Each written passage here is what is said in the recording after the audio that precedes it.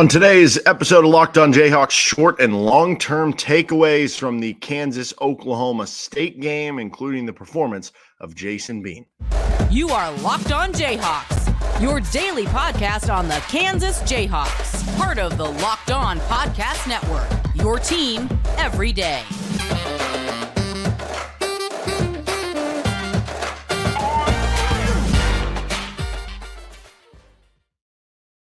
Johnson, you can hear me as well, Monday through Friday from 3 to 6 p.m. on KLWN in Lawrence with Rock Chalk Sports Talk. Thanks for making Locked On Jayhawks your first listen every day. We are free and available wherever you get any of your podcasts. And you can also find us on our YouTube page where you can like and subscribe to the show. Thank you all the everydayers out there for tuning in to each and every episode. First, today's episode, before we get into our short and long-term takeaways, is brought to you by PrizePicks. Go to prizepicks.com/lockedoncollege and use code LOCKEDONCollege for a first deposit match up to $100. Daily fantasy sports made easy. All right, so we're going to get into our short and long-term takeaways from the KU-Oklahoma State game. Kansas falls 39-32 to Oklahoma State. We're going to start with the short term, finish with the long term, and get to more on Kansas-Oklahoma. First in the short term. Obviously, that sucked on Saturday. And, I think KU is still a program and a team who can win a lot of games. But when you're making too many mistakes, when you're shooting yourself in the foot, you're not a program that's going to be able to overcome that right now. You have to kind of play as close to mistake-free football as you can. And to be clear, this is where most of college football is. Most of college football is if you play a clean game that weekend, you're going to win, right? There are very few programs, whether it's your Alabamas, your Georgias of the world, where it's like, they're so good, they're so much better than the other team that they can play a mistake football game. They can, have 3 turnovers or something, and they're still probably going to, win. Maybe it's just a closer game than you were expecting. Ohio State, Michigan, like there are certain teams out there where it's I guess dependent on no matter what, like you're going to find a way to win. Kansas is in that middle zone where most college football is, where if you play, if you have a few mistakes here or there, you can overcome it. But if you have way more mistakes than the other, which they kind of did, you had the 2 turnovers. Oklahoma State had 0. Those are the big ones there. But there are other ways of it happening too. That's the difference in the game. And I think Saturday was kind of more proof of that.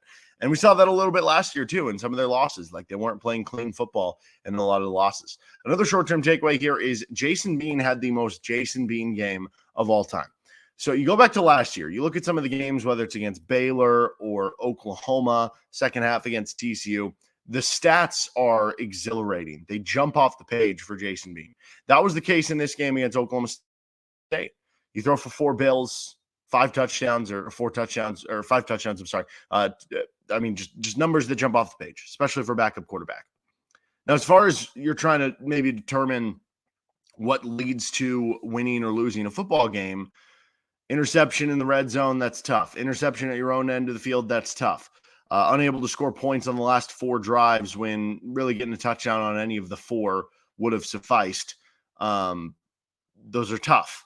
So it's very hard to distinguish how you fully evaluate this game. And if you view it, it really depends on the lens you view it from. Do you view it from this is your backup quarterback and you got 5 touchdowns, 400 yards, even with the 2 interceptions? Typically you take that from backup quarterback and you look across the country, backup quarterbacks are not even coming close to doing those things. From that lens, it's an A+. But from the lens of making the key plays when it matters at the end of the game, still maybe not having the full trust in terms of, some of the read option game, or like at the end of the game, it causes you to use a timeout on 4th and 1 because maybe you didn't fully trust what you were going to get into there offensively. There are certain things or just really struggling over those final few drives that it's like, well, but if we're just evaluating on its own and forgetting the backup tag, it wasn't good enough. So it was the most Jason Bean game or is the Jason Beaniest Jason Bean game because it was everything that we've kind of talked about there when you're talking about the differences with Jalen Daniels and Jason Bean. That you basically have to have the precursor that Jason Bean is not Jalen Daniels. But then you also have the precursor of like Jason Bean is still a good quarterback. He's still kind of a middle tier, maybe top half of the quarterback in the Big 12. It's just the difference between those guys who are average and the top guys are different. It's like when you're watching Kirk Cousins versus Patrick Mahomes, like Kirk Cousins is a good quarterback, but there are a lot of things that there are shortcomings there, whether it's big moment plays or, struggling in a few areas that differentiate being maybe the 12th best quarterback in the NFL to being the best, right? And that's kind of where you are, Jason Mean. Like, he's a good enough quarterback to win a lot of games. He's a good quarterback. He's one of the best quarterbacks you've had, if not the best, since Todd Reesing, besides Jalen Daniels. The thing is, you have to do other things well to make up for that if it is going to have some shortcomings here or there. And so overall, he played a good enough game to win, but it's unfortunate because you struggled running the football, 3.1 yards per carry. You struggled defensively. You struggled on special teams. And so when you combine all of those things, you didn't need Jason Mean just to play a good game where he played a good first 2.5 quarters. You needed Jason Mean to play a great game where he played 3.5 good quarters or 4 good quarters of football. And maybe that's unfair for him to be thrust into as the backup quarterback, but that's kind of where you're at in this game, which leads to a lot of nuance that overall, like I said, I thought Jason Mean played well, but certainly there was some stuff left on the table that could have taken it to the next level and won you the game, which is where the nuance is at. Short-term worst running game of the season. I guess this could be long-term because maybe it shows that you are vulnerable in some sort of way in terms of your rushing attack that we haven't seen this year. I kind of thought coming into the week that KU was always going to be a team that had at least like 120, 150 rushing yards each and every week, that even the teams that did well defending them, they would still find a way to make it a strength because that's how good they were at it. Well, that wasn't the case in this game. Only 90 yards rushing, 3.1 yards per carry. Maybe that does show you're vulnerable for the future. I don't really think it does. I think this is going to kind of be the exception to the rule game. You have such a good offensive line, good running backs, that I think you should still be able to run the football so much. And I really do look at the game as Oklahoma State put so much attention and numbers forward to stopping the run that it hurt their passing game a lot. That's a big reason they gave up 400 passing yards and they gave up like 3 wide open touchdowns, right? It's because of how much attention they paid to the run. So I guess hypothetically another team could do this where they basically put so much numbers and attention on stopping the run that they're going to give up another 300, 350, 400 passing yards. And I guess that's fine because the output for Kansas can be okay, even in that regard. But just not KU's best running game. It was the worst of the year. I don't expect it to be a long-term thing that matters too much. And the last short-term takeaway here, KU's 3 safeties have been playing as advertised. OJ Burroughs, first couple games, maybe a little bit slower, but he's kind of picked it up since then and has played really well since then. Kenny Logan's had a really good season so far. And Marvin Grant has, I think, had a much better season this year than he had a season ago. Their 3 safeties are playing as advertised. And in fact, you look at Pro Football Focus, at least I was looking yesterday. I know they update some of the grades as the week goes on. The top 3 Pro Football Focus graded defenders for KU were Kenny Logan, Marvin Grant, OJ Burroughs. All 3 were your safeties, and all 3 were your only defenders graded 70 or higher. On one hand, I think this speaks to the talent of that room, and I think it speaks to the flexibility you can have. But I also wonder if you're underutilizing it to a certain standpoint. Like, should instead of you playing the sub packages, and we're going to get more on kind of Craig Young here, where Craig Young is staying in as a linebacker kind of DB, should you just move him over to one of the regular linebacker spots, take one of the regular linebackers out, put another safety on the field since you have 3 good ones, and maybe that helps your coverage a little bit? I don't know. There's a real question there, and we'll get into why coming up in some of our long-term takeaways. But those are my short-term takeaways from the game. I think another quick short-term takeaway you could have is just that Kansas played good enough to win on the road in the Big 12, which is possibly a good thing, but it goes back in line with number 1 that, you're still not a program that can overcome internal self-inflicted mistakes. All right, we're going to continue on to our long-term takeaways here. First, this episode of Locked On Jayhawks is brought to you by LinkedIn Jobs. These days, every new potential hire can feel like a high-stakes wager for your small business. You want to be 100% certain that you have access to the best qualified candidates available, which is why you have to check out LinkedIn Jobs, finding the right people for your team faster and for free. Add your job in the purple hashtag hiring frame to your LinkedIn profile to spread the word that you're hiring. Simple tools like screening questions make it easy to focus on the candidates with just the right skills and experience so you can quickly prioritize who you'd like to interview and hire. And you want to add that right team member to finish out the season. I'm sure a lot of college football coaches wish that they could just like make a trade or add somebody from the transfer portal from another team to make that last second push. They don't have that luxury. You do. It can take some work off your plate, or it can just make the entire business better. You want to finish strong here in 2023. Small businesses rate LinkedIn Jobs number 1 in delivering quality hires versus leading competitors LinkedIn Jobs helps you find the qualified candidates you want to talk to faster. Post your job for free at linkedin.com/lockedoncollege. That's linkedin.com/lockedoncollege. Post your job for free. Terms and conditions apply. On to our long-term takeaways from Kansas, Oklahoma State. I think Kansas should still be a bowl team. And, the door does seem open to winning 6 to 8 games, I would say. Probably tough to get to 9. To get to 9 at this point, you're looking at 4-1. And when you have Oklahoma, Kansas State, those are two tough ones. Still at home, winning on the road, as we just saw, is very difficult. So even though Iowa State's kind of figured it out, so that becomes a really tough game. And Cincinnati hasn't been great. It's still going to be tough to win on the road, especially in that one. It'll be senior day too. So, winning 9 is going to be really tough. 8 is possible. It's there. You're going to probably have to beat Kansas State and Texas Tech to do it, and then win 1 of 2 on the road in that scenario to get there. But it's very much possible. I think the most likely at this point is probably you winning 6 to 7 games. If you said right now, I think a lot of fans would probably take this. If you said right now Kansas goes 7-6 with the 2 other wins being a bowl win and Kansas State, I think a lot of people would just say, okay, I'll take it and, run for the rest. But there is potential to, win more games than that. Can you go 1-1 in the other 2 road games? Can you go 1-2 in, your home games, or even 2-1? Because Texas Tech looks a little bit better now, even though K-State, who looks really good there. I will acknowledge, if you somehow upset Oklahoma, we can go back to the kind of pie in the sky talk about where this can get. If you beat Oklahoma, maybe the opportunity to get to 9 wins does become more apparent, or 8 looks, almost like a certainty at that point if you do beat Oklahoma. So that can change things very much. But right now, if you lose to Oklahoma like you're going to be expected to, 5-3 would be the same record you had through 8 games last year. And then you're at Iowa State, who, again, Iowa State's kind of figured things out. I think they've won like 3 straight Big 12 games or something like that. I mean, they beat Oklahoma State. They just beat Cincinnati pretty handily this past week. So Iowa State might be getting pretty good. And is there a chance you get to 5-4, which would actually be a worse record than you were through 9 games a season ago?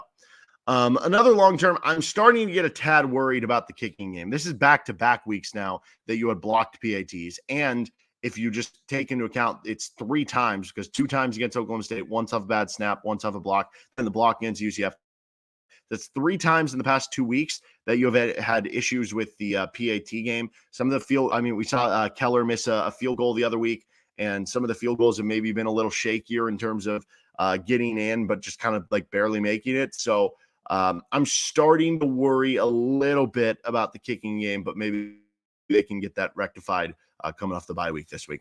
Another long-term takeaway here, I think the run defense and the defense overall is still better. Right now, you're giving up a little over 27 points per game, which would be about an 8-point per game improvement from where you were a season ago. Obviously, you play Oklahoma and Kansas State and Texas Tech, some high-powered offenses. Those numbers probably going to go up by the time the season is all said and done. How much further? I don't know. And I do think the defense, either way, is better than it was last year, and the run defense is better than it was last year. But just how much better is the real question here, and that's the question we had in the offseason. And right now, you've given up 3 straight games of 200 or more rushing yards. The KU linebackers, who have mostly been pleased with their progress so far this year, still understanding there are going to be some shortcomings there, they really struggled on Saturday. Here is the run defense grades as of yesterday on KU's linebackers. Rich Miller, 56, J.B. Brown, 50, Tywan Berryhill, 47, Cordell Wheeler, 28.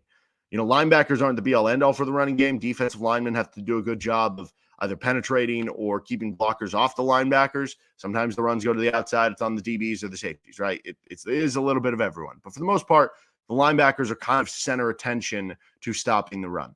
And all 4 of your guys really struggled at that on Saturday. It wasn't just missed tackles. It was missed chances to even try a tackle, whether it was going to be a missed tackle or you actually did tackle them, because there were a lot of plays where they just cut by you, or you took a really bad angle, or, there was the one play that, again, comes to mind where Ollie Gordon gets Rich Miller in the open field, and Miller, a few yards before he's able to engage with him, gets kind of juked to the ground, right? It's just plays like that where it was certainly a struggle, I think, to say the least, for KU tackling and the linebackers in this game. So my long-term, I guess, negative takeaway here is that even though I think the defense is better than last year, is it going to be good enough for you to get to 7 or 8 wins? I think that still is kind of a shrug and a question mark. You were so good against UCF, really struggled against Oklahoma State, an offense that had struggled coming into the game. My other long-term takeaway, Mello Dotson and Craig Young are going to have a heavy hand in determining just how much of that defensive success happens the rest of the way for KU.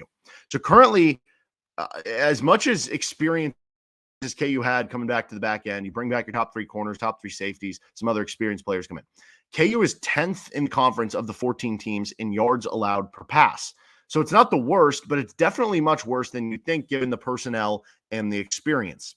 And it's pretty clear that defenses are more so avoiding Kobe Bryant at this point in time and being picky and choosy of how and when Kobe Bryant gets targeted. And that has led to a ton of targets for Mello Dotson and Craig Young. Right now, Mello Dotson has the most targets against on KU.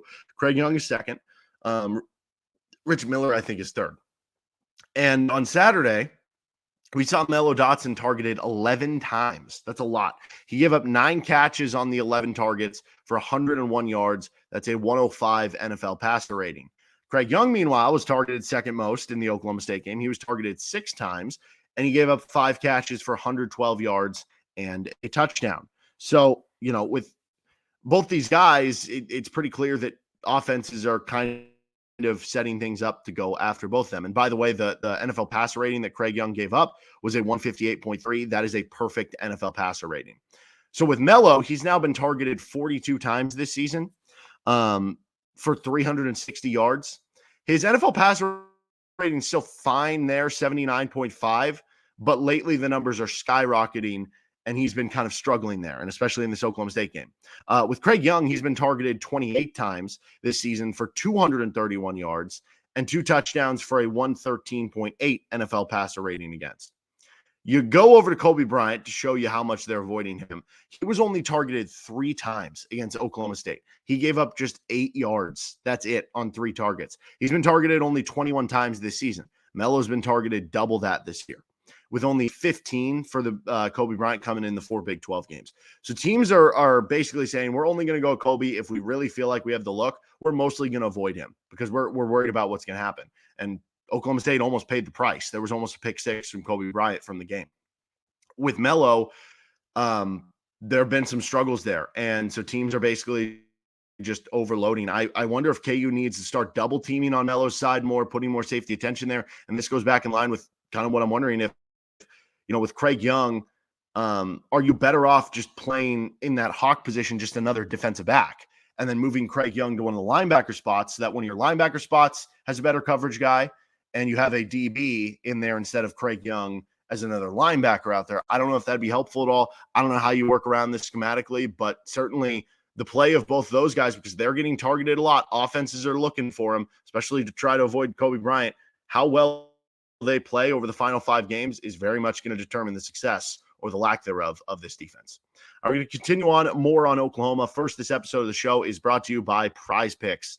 PrizePicks offers weekly promotions that can lead to big payouts. They even have Taco Tuesdays going on. Each Tuesday, PrizePicks discounts select player projections up to 25% off to provide even more value. PrizePicks now offers Apple Pay for quick and easy deposits into your account this football season. And I know it's very easy to deposit or pull out your money because I've done it myself. You go to prizepicks.com/lockedoncollege and use code LOCKEDONCollege for a first deposit match up to $100. That's prizepicks.com/lockedoncollege with the code LOCKEDONCollege for a first deposit match up to $100. PrizePicks, daily fantasy sports made easy. More on what's next. KU takes on Oklahoma, after the bye week. So the Sooners are going to come in. Right now, they are 7th on ESPN SP+. They're top 5 team in the country with, some of the polls out there. 5th on offense on ESPN SP+, 23rd on defense. But the defense has been really impressive. Texas scored 30, which Texas obviously has a really good offense. We saw that firsthand for Kansas. Texas put up 30 on the Oklahoma defense. No one else has scored more than 20 points on this Sooners defense. And they have 12 interceptions this year. So they are a ball hawking defense. They are multiple. They'll get a lot of sacks. They'll get a lot of pressure, a lot of unique blitzes, and they get a lot of interceptions too. A little bit scary for being coming off a 2 interception performance. He also had 2 picks last year against Oklahoma. Offensively for Oklahoma, they're elite, but they are a little bit more inconsistent. I know 5th on ESPN SP+ here. They've had games of 28 points against SMU and 20 against Cincinnati where they were a little up and down. Dylan Gabriel, though, can carve you apart. And when he's on, it's tough to slow down. We saw that last year in Norman against Oklahoma. This is going to be the toughest game remaining on KU's schedule. It helps you're coming off the bye week. It helps it's homecoming. You should have a strong crowd in attendance, but going to be really tough to take down this Sooner squad. Lance Leipold, in his time at KU, has done well against Oklahoma. 12-point loss, 10-point loss in the 2 years, both competitive games, especially that game in Memorial 2 years ago. Oklahoma maybe sleepwalking a bit in that one. We'll see how much they sleepwalk coming into this one. You might need some of that, and you're going to need certainly a positive turnover differential in this one, unlike how the last game went. That'll do it for this episode of Locked On Jayhawks. We're going to have some KU basketball talk later in the week. We'll also have some Pro Football Focus grades overall in the season that maybe stick out, and we'll get to that coming up later with Locked On Jayhawks. You've been listening to the show. You can find us anywhere you get any of your podcasts or on our YouTube page. Have a great rest of your day.